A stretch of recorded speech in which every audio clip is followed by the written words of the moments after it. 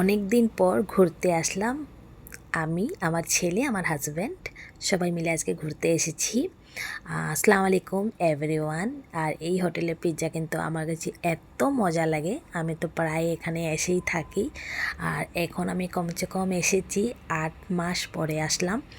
এসেই আমরা pizza order করে নিয়েছি আর মটকাওয়ালা আইসক্রিম।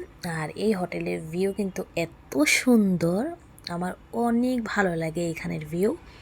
আর আমরা পিৎজা অর্ডার করে নিয়েছি, আমাদের পনির পিৎজা এসে গেছে।